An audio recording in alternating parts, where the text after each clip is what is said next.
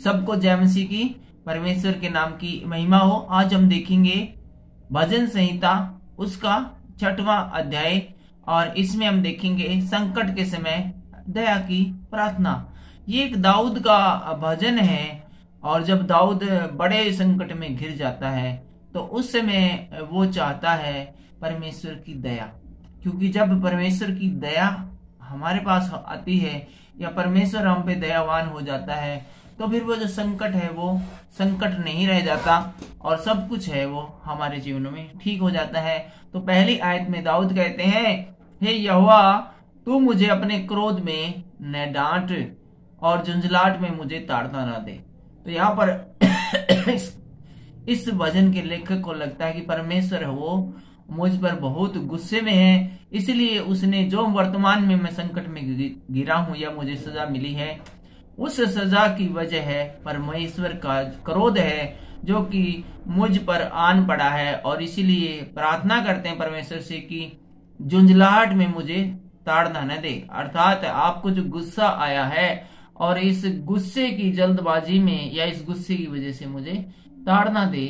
यदि हम इस जो आयत है इसका रेफरेंस देखें तो वो हमें मिलता है भजन संहिता 38 की 1। उसके अंदर लिखा है, हे यहोवा क्रोध में आकर मुझे झिड़क न दे और न जलजलाहट में आकर मेरी ताड़ना कर। दूसरी आयत में लिखा है, हे यहोवा मुझ पर अनुग्रह कर क्योंकि मैं कुम्हला गया हूं। तो यहाँ पर कुम्हला गया का मतलब बिल्कुल ही एक ऐसा हो गया हूं, ऐसी पोजीशन में पहुंच गया हूं कि मैं अच्छे बुरे का भेद करने में सक्षम नहीं रहा हूं। कई बार हमारे जीवनों में ऐसी बात आती है, ऐसी पोजीशन आती है कि हम ये सोच नहीं पाते कि अब क्या करना चाहिए, कौन सा स्टेप उठाना चाहिए, क्योंकि हमारे पास कोई भी ऑप्शन नहीं रहता, हर ऑप्शन खत्म हो जाता है। और कई बार तो ये जब सब हमारे सामने से किसी समस्या के समाधान के सभी ऑप्शन खत्म हो जाते हैं तो लोग है वो आत्महत्या तक कर लेते हैं।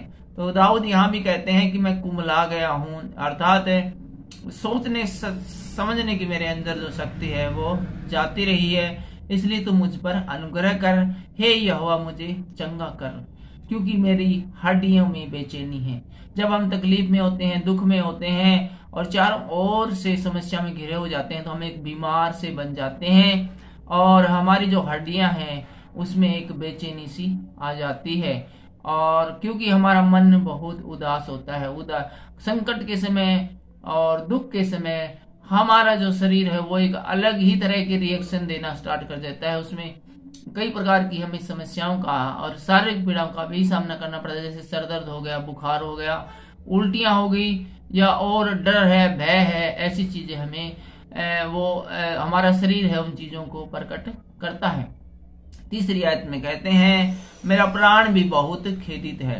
मेरा शरीर तो वो मेरी हड्डियां तो बेचैनी है ही है, इसके अलावा जो मेरे शरीर के अंदर जो प्राण है वो भी बहुत खेदित है, बहुत उदास है। पर तू हे यहोवा कब तक लौट आ, हे यहोवा और मेरे प्राण बचा। तो यहाँ पर दाऊद कहते हैं कि तू कब तक मुझसे दूर रहेगा या मुझसे नाराज रहेगा या मेरी जो प्रार्थना है वो तू नहीं सुनेगा। तू मेरे प्राणों को बचा ले और मेरे पास लौट आ और अपनी करुणा के निमित्त मेरा उद्धार कर। और जैसा तेरे बारे में हमने पढ़ा है, सुना है, देखा है कि तू बड़ा ही उद्धार करता है, उसी करुणा के कारण तू बड़ा ही करुणाशील है, तो अपना उद्धार अपने बेटे पर भी प्रकट कर। 5वीं आयत में कहते हैं, क्योंकि मृत्यु के बाद तेरा स्मरण नहीं होता। हम तब तक ही परमेश्वर का स्मरण कर सकते हैं जब तक कि हमें मृत्यु नहीं आ जाती है। जैसे ही हमें मृत्यु आ जाती है तो हमारी हड्डियां, हमारी कब्र में पड़ी हुई लाशें या जली हुई हड्डियां हमारी जो है वो परमेश्वर का स्तुति गान नहीं कर सकती, क्योंकि उनके अंदर प्राण नहीं हो सकता है, उसमें आत्मा नहीं आती है। अधोलोक में कौन तेरा धन्यवाद करेगा। और जब हम कब्र में चले जाएंगे तो फिर हमारे पास ये मौका ही नहीं रहेगा कि हम आपका धन्यवाद कर सकें। इसलिए परमेश्वर होने दे कि तू मेरे प्राणों की रक्षा कर, ताकि मैं जिंदा रहूं और जिंदा रहकर तेरे नाम की स्तुति आराधना करता रहूं।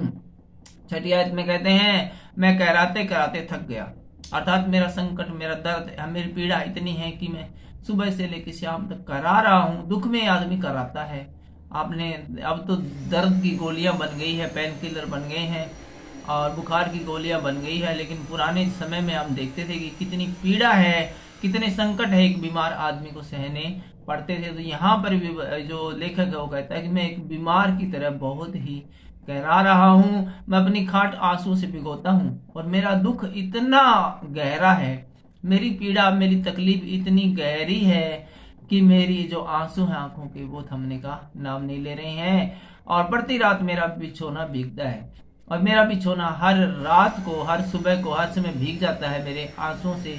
इतने आंसू है वो मेरी आंखों से निकलते रहते हैं मेरे दुख के कारण, मेरी पीड़ा के कारण। और इतना जो खेद मुझे हुआ है उसकी वजह से, मेरे जो जीवन के अंदर जो विपरीत हालात हुए हैं उन हालातों की वजह से। 7वीं आयत में कहते हैं मेरी आंखें शोक से बैठ जाती है और शोक करते करते, आंसू बहाते बहाते मेरी आंखें हैं वो बिल्कुल थकान, निराश, कमजोर सी होकर बैठ जाती है, क्योंकि आंखों के अंदर कोई चमक नहीं, कोई ज्योति नहीं। जब हमें कोई आशा नहीं रहती और चारों ओर हमारे निराशा का माहौल नजर आता है, तो हमारी जो आंखें हैं ना वो बैठ सी जाती है अंदर, उनमें कोई जीवन का अंश नहीं होता और हमें सारी दुनिया है वो निराशाजनक लगने लगती है।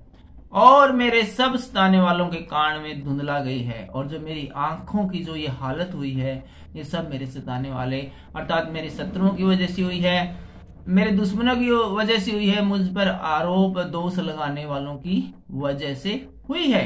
8वीं आयत में कहते हैं हे सब अनर्थकारियों मेरे पास से दूर हो, क्योंकि यहोवा ने मेरे रोने का शब्द सुन लिया है। तो यहाँ पर जब परमेश्वर हमारे बड़े दुख के समय प्रार्थना को सुन लेता है, तो यहाँ पर लेखक कहता है कि हे सब अनर्थकारियों अर्थात बुरे लोगों मुझसे दूर हो जाओ, मुझे तुम्हारी जरूरत नहीं है, तुम्हारी ही वजह से मैं मुसीबत में पड़ा हूँ, इसलिए तुम अब मुझसे दूर हो जाओ, क्योंकि परमेश्वर ने मेरे रोने का, मेरे गिड़गिड़ाने का जो आवाज है वो सुन ली है।